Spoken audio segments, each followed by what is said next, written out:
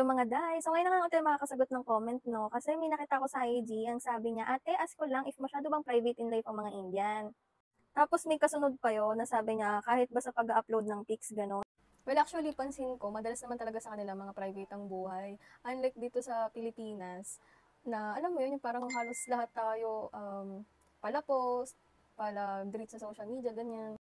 Sa kanila kasi feeling ko dahil naniniwala nga sila sa evil eye ganyan, parang hindi sila masyadong nagpo-post ng mga personal life nila sa social media, unless na lang kung sila, mga content creators, ganyan, or mga kilalang, personalidad, ganyan.